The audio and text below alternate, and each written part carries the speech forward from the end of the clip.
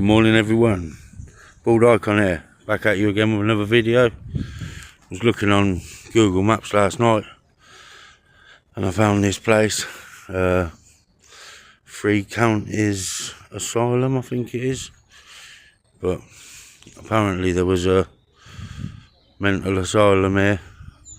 I think they've turned it into houses or something now, but I think these are all the grave markers of the people that used to work here, and I think the bodies are buried in that field there and that field there in unmarked graves. So let's have a look, see what we got. Looks pretty decent, clean. It's quite a nice little area. Like I say, I'm sure this was the lunatic asylum cemetery.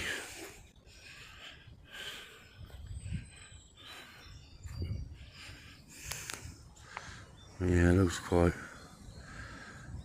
decent, clean. Let's have a little look. We'll have a butcher's. Oh, there's some sort of sign here.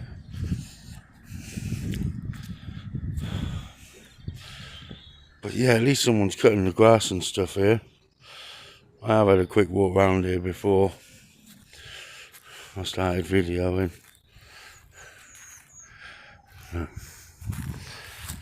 There's a sign here, folks.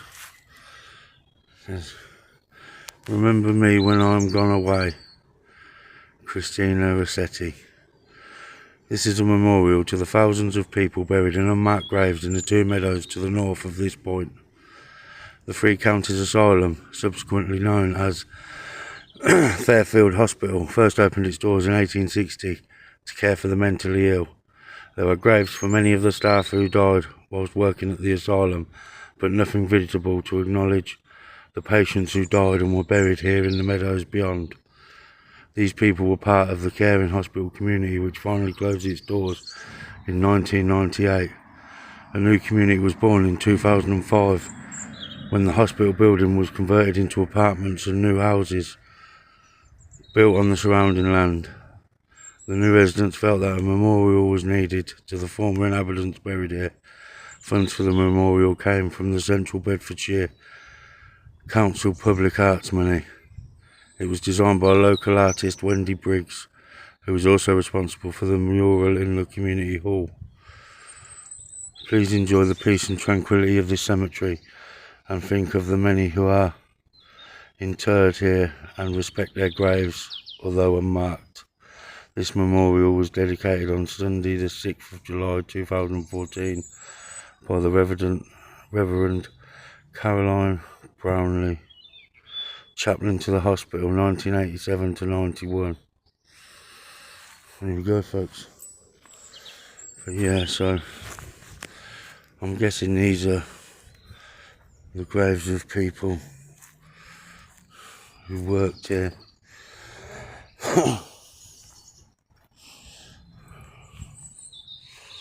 So one buried there, can't see anything on it. There's one here falling over.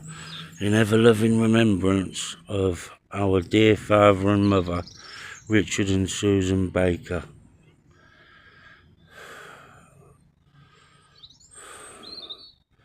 Late of Minister Devon or something.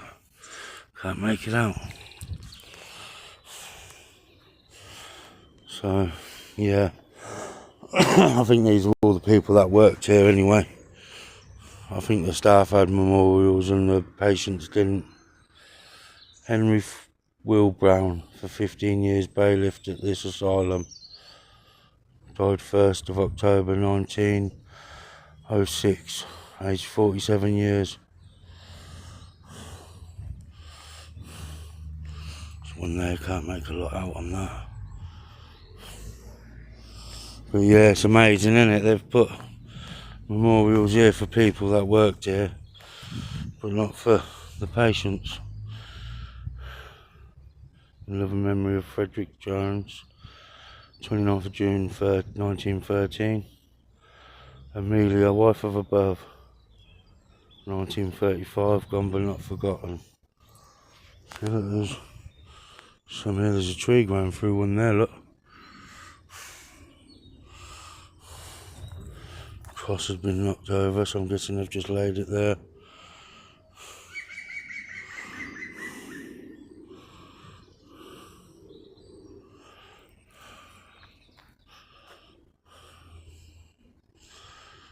Yeah. It's amazing how they used to treat the mentally ill. Ellen Louisa Siddons died March 5th, 1926. Aged 58 years, gone but not forgotten. Walter Siddons as well, 1926. One died in March, one died in August, aged 61 and 58. So I reckon them meadows there, that one there, and the one just behind that tree line there, I reckon that's where the unmarked graves are of the patients. There's thousands of them there apparently. This will definitely be one for a spirit box later on. Definitely. So.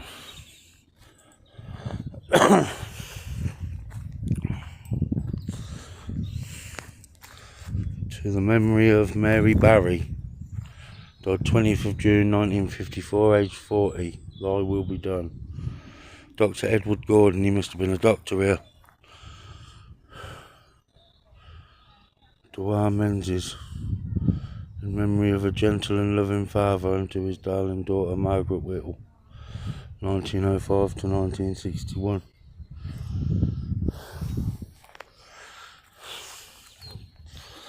There's one here, loving memory of Ellen Clark. But look, there's that sign again. I'm wondering if it's anything to do with the chapel. Maybe something to do with the Reverend or something. Because that was at the other church. I really was wondering what that sign meant.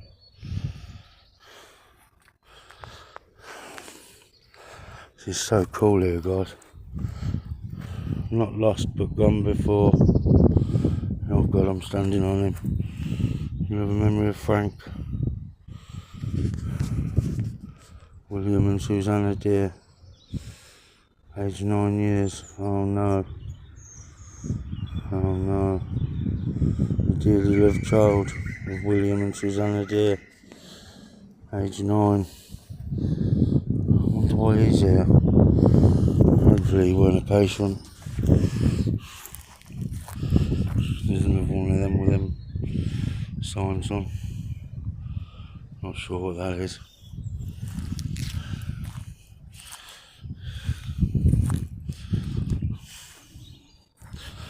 In loving memory of Walter Bolskill, who entered into rest 1904, aged 18 years. Wow, 18 years old. I wonder why they're 82, 29. Thing is, in them sorts of days, it wasn't as advanced as it is now. So, there's a few little ones there, look. It's these ones I want to try and see. Look, the graves there, you can see the stuff growing out of it. I think whoever that was 2. 1989, no, 1899 to 1891. Carry on. 12.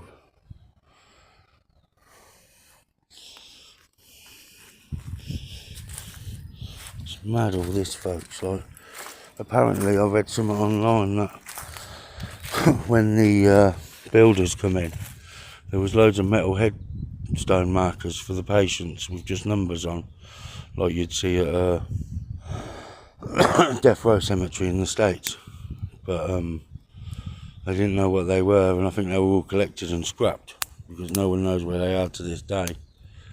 So I'm thinking something like that went along when the construction team come in to build some new properties and stuff around here. But they were all, I believe it was here that they all were. It says on the sign back there that there's thousands of bodies in the meadow to the north of here, and I believe that's it. What's this? Thomas Cherry for 20 years to the Three Counties Asylum. Late coachman for 20 years to the Three Counties Asylum. Died April 1880, aged 55 years. Wow. Definitely like to do a ghost box up here, folks. Imagine him coming through, telling you some of the stories and stuff. GHM. See, I think these are like the older ones, the further this way I get. But this place must have been massive, because the actual hospital's still built, I think. I think they've just turned it into flats. Oh, that's the backs of them headstones I've read. So yeah, that's the headstones here, folks. And that's the meadow there with the thousands of bodies. There's a few more over here we'll have a look at.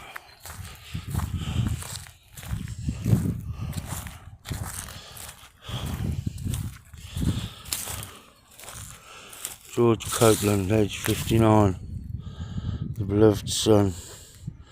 See, some of them says what they did on the headstone, some of them don't. I'm just wondering, I can't see that properly. I don't like touching old headstones because they tend to crumble. But yeah, folks, that's another video. Please like and subscribe. Let's get to 50 subscribers, we'll get some lives on the go, do some live ghost boxes and stuff. Be great fun at night. Like and subscribe.